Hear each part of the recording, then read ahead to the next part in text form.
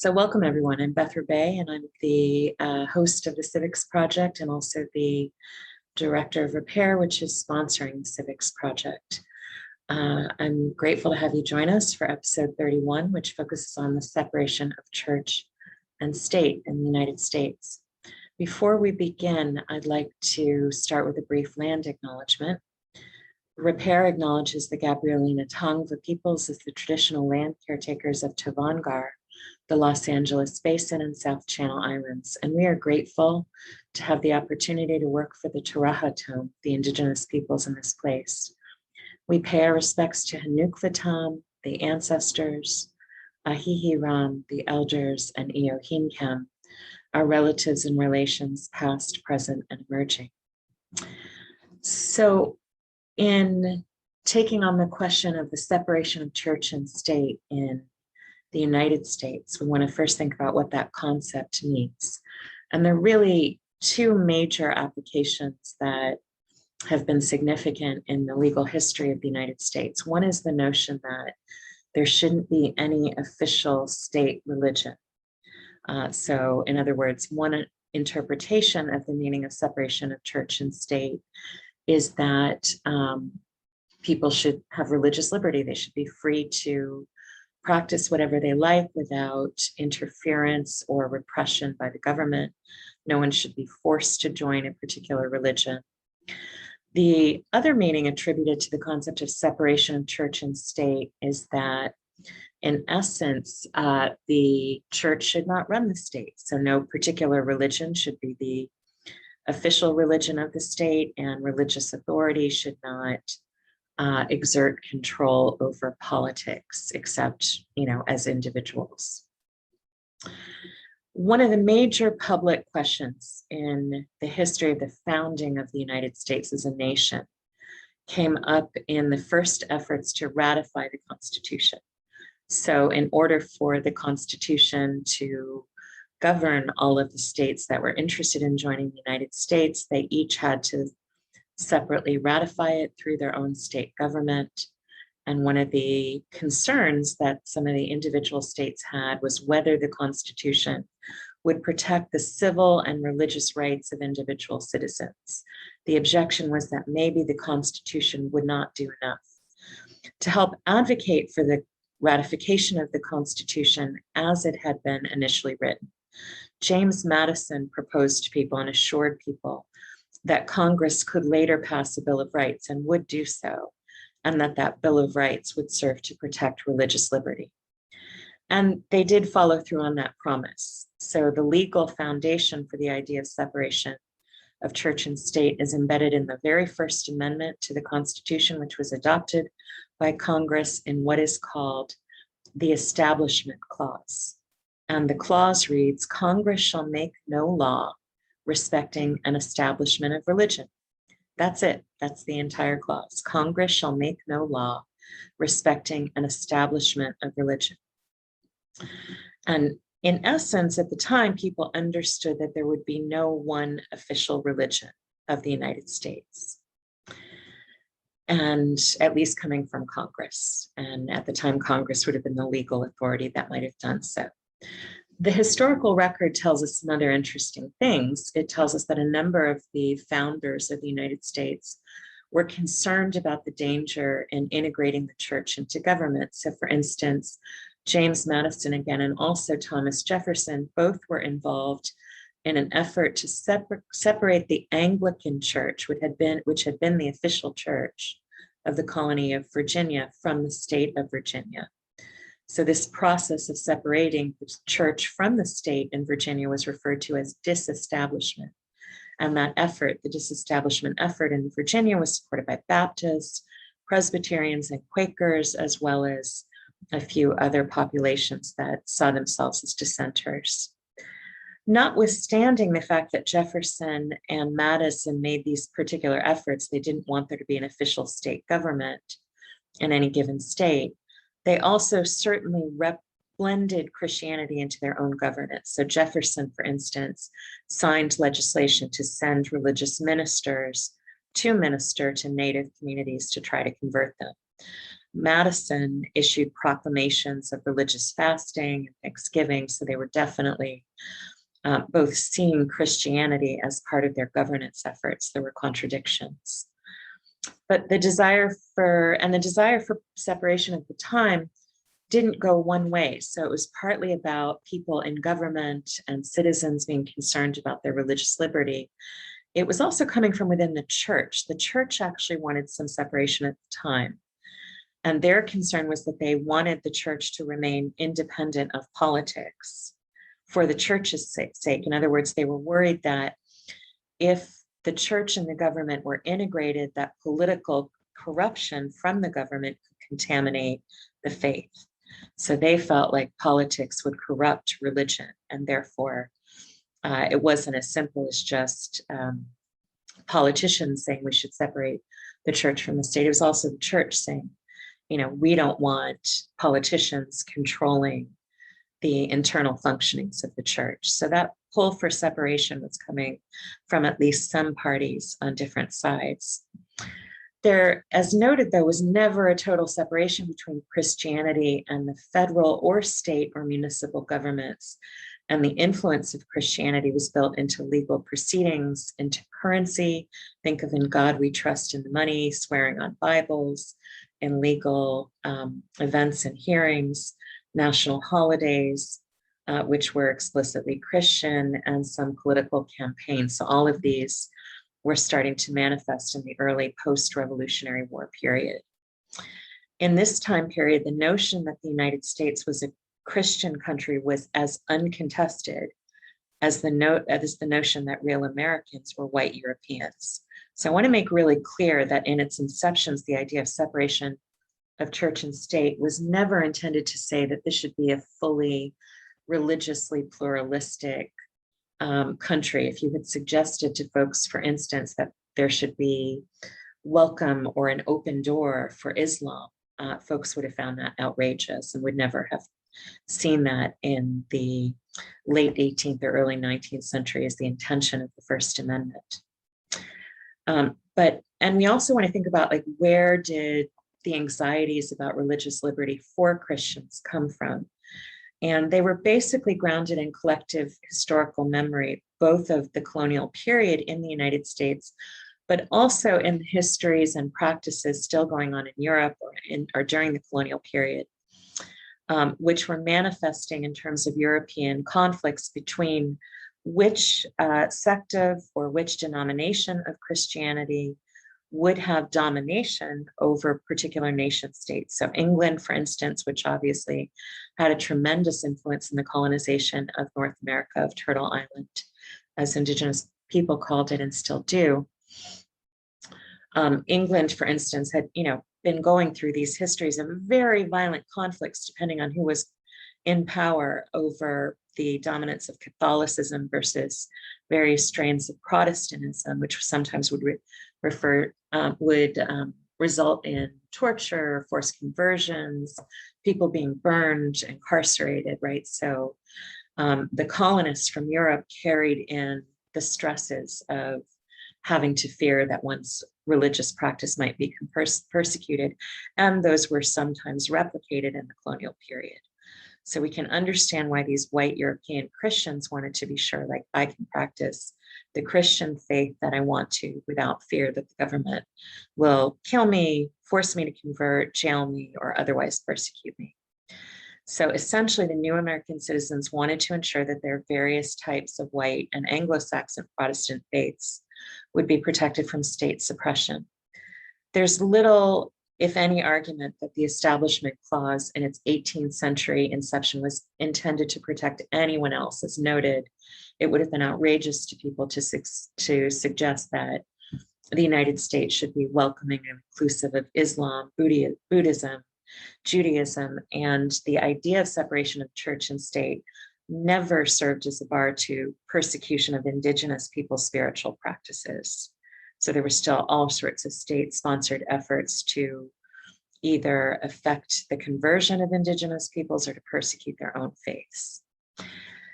In the 20th century, however, the meaning of the Establishment Clause began to get more attention and to shift in the federal courts. And this was partly because the racial and religious makeup of the US population was continuing to shift. So a particularly important date was 1947 and in a case entitled Everson versus Board of Education, which was one of the first of a series of cases about religion in schools. The Supreme Court held that the Establishment Clause of the First Amendment is a protected due process right. And for those who didn't catch our recent episode on due process, what this means is that if you have due process protections under the 14th Amendment to the Constitution, the state should not interfere with your rights. So this 1947 case said the First Amendment right to religious liberty under the Establishment Clause is one that the state should not interfere with, and that applies also to state and municipal government. So before, it had mostly been interpreted to what the federal government could do.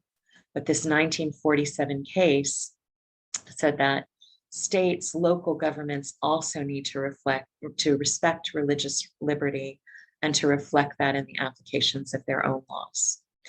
So the Establishment Clause continued to be interpreted in court cases involving public schooling, as I mentioned. And then in 1971, the Supreme Court again heard a major case called Lemon versus Kurtzman. And the court had to consider in this case whether it was okay for government money to go to fund private religious schools. And in order to consider this question, the court developed a test which came to be known as the Lemon Test, because the case's name was Lemon versus Kurtzman. So the Lemon Test basically said to figure out whether giving state funding is unconstitutional in a religious context, you have to comply with a few rules. One, the law which is providing the funding has to have a secular legislative purpose. So the law might be to, let's say, fund math and science, right? So its purpose wouldn't be to fund religion. It would have some other secular purpose. In addition, not just its purpose, but its principal effects could neither advance or inhibit any religion. So state money could not be used either to promote a religion or to suppress a religion, according to the Lemon Test. And more broadly, the third plank, or the third component of the Lemon Test, said, in general, if a state is giving funding to a religious school or institution for some purpose, it can't facilitate or create, quote, an excessive government entanglement with religion.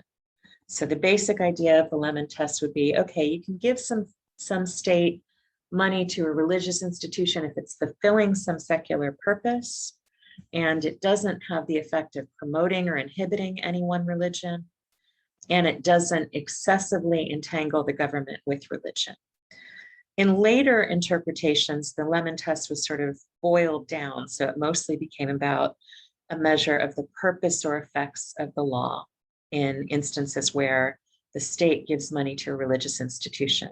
So the upshot of all this is that the Supreme Court ultimately created ways in which private religious institutions could sometimes receive government money, whether from a local, state, or federal government, as long as the purpose wasn't basically to create a state religion or suppress any religion or promote anyone as the official one of the state, and as long as there was some secular reason to give that money. In 1989, there was a case called the County of Allegheny versus the ACLU. And I bring this case up without going into all the details of it because it would take a bit of time, because there was a dissent to the case written by Justice Anthony Kennedy in collaboration with several other justices. And they introduced a new proposed test, which sometimes was considered by other courts, and that was called the Coercion Test.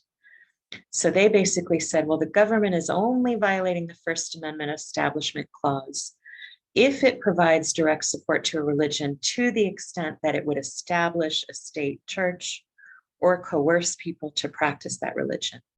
So the Coercion Test, which was proposed by Kennedy and his collaborators, was basically expanding how much the government could interact with religious entities without violating the First Amendment. Now, that test wasn't universally adopted since it was part of the dissent, not part of the majority opinion, but it did continue to influence legal thinking. Similarly, a few years before, in 1984, Justice Sandra Day O'Connor had proposed an endorsement test, and the case in question was called Lynch versus Donnelly. And she suggested that the key test for a constitutional violation should be whether an action by the government amounts to an endorsement of religion. So if the government is giving a religion its seal of approval, then according to Justice O'Connor, it would violate the First Amendment. Later, in the early 21st century, specifically in 2002, in a case called Zellman versus Simmons-Harris, the Supreme Court adopted what was called a neutrality test, which indicated that religious groups should be treated by the government in the same way that they might relate to any other secular group. This test enabled more state money to channel into religious entities, as long as the funding could be channeled through a law with some secular purpose initially. It basically said the state can't refuse to fund an organization just because it's religious, right? It can't say, oh, we're only going to fund secular organizations. So this was the Zellman decision in 2002 and the neutrality test, which basically said the government should relate in a neutral way to religious organizations. So this is not everything that's relevant, of course, in the legal history, but I'm just introducing these key concepts to give you a sense of the ways in which our federal courts have struggled to make sense of what does religious liberty mean, right? Is it violated if the state is funding religion? Is it violated if the state is endorsing religion? Some of the test cases dealt with and went both ways, whether, for instance, the 10 Commandments could be displayed in a government space like a courthouse or a school, right? So lots of different ways in which the First Amendment meaning was tested. And all of this was also occurring in a context where it was becoming, in our conceptual understanding, not such a given that Christianity was the only official religion. So particularly when the civil rights movement came to bear, equal protection law under the 14th Amendment started to be understood as prohibiting discrimination on a wider range of bases, which could include religion. But also the civil rights era explicitly introduced new frameworks, new federal laws, which included religion, which precluded religious discrimination. And these helped to expand civil rights protection, anti-discrimination protections, even where the Constitution might not achieve it, for non-Christian religions. And this also then acted to kind of strengthen existing constitutional protections for religious liberty. I want to talk about two major developments that I think have shaped this question or will shape this question in the 21st century. So one was September 11th, 2001, and the backlash on the part of the state and many private persons after September 11th against essentially anybody who was a Muslim or who was perceived to be Muslim or like a Muslim, including people who, for instance, were of other faiths, but were Sikhs and wearing turbans, for instance. Sometimes any South Asian person, no matter what their faith might be, if they had one, was assumed to be a Muslim. So anti-Muslim racism, also known as Islamophobia, shifted our legal system because it created bodies of law in which what would have been understood as overt religious discrimination was allowable as a form of essentially racial/religious profiling of Muslims from the Middle East or anyone who was suspected of being in some way associated with Muslim terrorism. So we saw the anti-Muslim backlash after September 11th chip away at some of the late 20th century protections for religious liberty, allowing the state to do more things to single people out, profile them in airports, surveil them, target them for particular kinds of religious activity. So all of these things became more socially acceptable, right? Racism and fear of Muslims since 2011 in particular, though of course some of it was strong and pre-existing in the United States, shifted the legal landscape partly through the Patriot Act, which some of you may remember, but also through court cases, which essentially held up the legality of violating Muslim religious liberties in the name of preventing terrorism. The other major development, which I think is very much ongoing, as is the question of anti-Muslim racism in the United States, is the mobilization of Christian nationalists. So I want to talk for a moment about what that means. A Christian nationalist is someone who would like to revert back to our 19th century, 18th century, then early 20th century conception of the First Amendment, in which there was not any presumption that the United States was non-denominational, and it was understood that the United States should be a country of Christians. Christian nationalists also tend to be people who feel that the separation from between church and state should ultimately be mostly eroded. So these are folks who would advocate for prayer in schools, who would use religious texts, theology, or values as bases to make policy, and so forth. Contemporary Christian nationalism, as you might expect, is fairly right-wing and is associated with certain sets of politics. One is strong opposition to LGBT people. Another is a deep investment in banning and punishing any efforts to perform abortions. The contemporary Christian nationalism is also associated strongly with something called the purity movement. For those who are not familiar, the purity movement refers to a movement of Christians who want to revert to traditional gender roles. And by that, they mean, among other things, that girls and women should remain sexually pure, meaning should stay virgins until marriage, and that it should be a priority of families, churches, and the state to help good women, good Christian women and girls stay pure, stay non-sexual until marriage. And so this meshes very well with anti-abortion politics, because the purity movement wants Christians to have babies once they're married and to not have sex before marriage. And so in that schema, there would supposedly be no reason for contraception, for abortion, except under maybe extremely exceptional medical circumstances. So this is contemporary Christian nationalism. And a very important thing to note that's just in this past decade is that, or rather prior to the Trump era, prior to the election of Donald Trump, Christian nationalists and white nationalists overlapped some, but there was a schism between those two movements. And interestingly enough, without delving into a deeper conversation about Palestine and Israel, they often split over that question, over the question of Israel. White nationalists tended in most instances, there are exceptions, but tended to most avowedly be anti-Israel because they were anti-Jewish, they were anti-Semitic. Christian nationalists tended to be adhering to Zionism. They liked the idea of Zionism and a Jewish religious state because it fit with their theology. So while they wanted the United States to not be inclusive of other religions, included Judaism, they were supportive of the existence of the state of Israel and of the suppression of Palestinian Muslims, because Christian nationalists tend to be very anti-Muslim.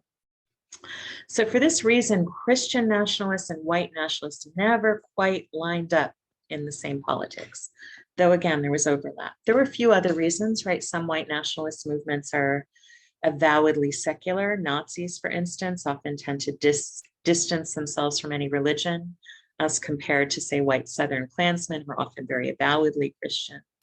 So again, you could find overlap, people who are, identifying as white Christian nationalists, but for the most part, these movements were never quite fully in sync and never acted together. The first time in a long time, at least since the civil rights era, that changed was for Donald Trump.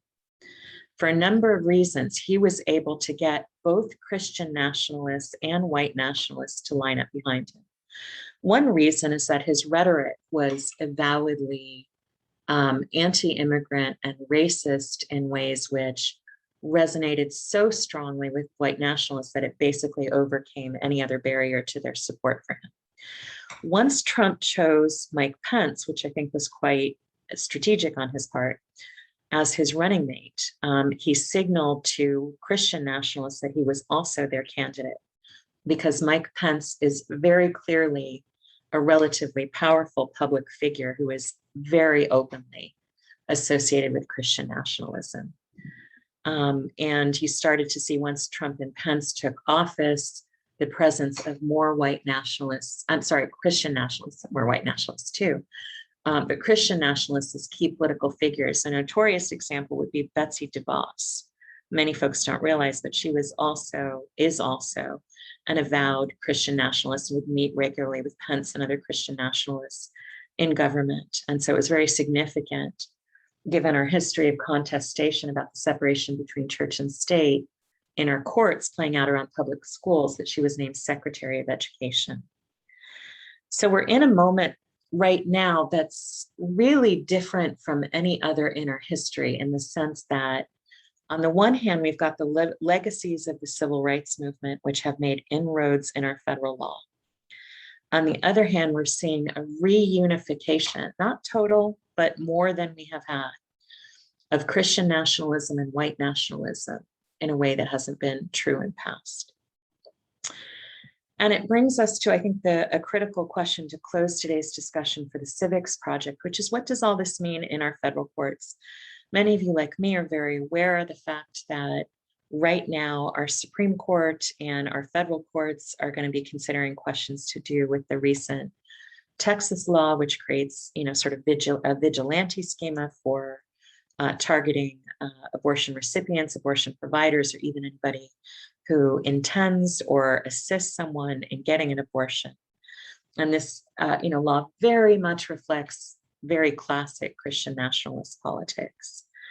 And we're having to contemplate the fact that our Supreme Court has signaled that they're in quite a number of ways, including in their, including in recent appointments, that our Supreme Court has signaled that they are prepared to essentially overturn Roe versus Wade. And some of them are certainly indicating that they are not feeling particularly bound by prior precedent.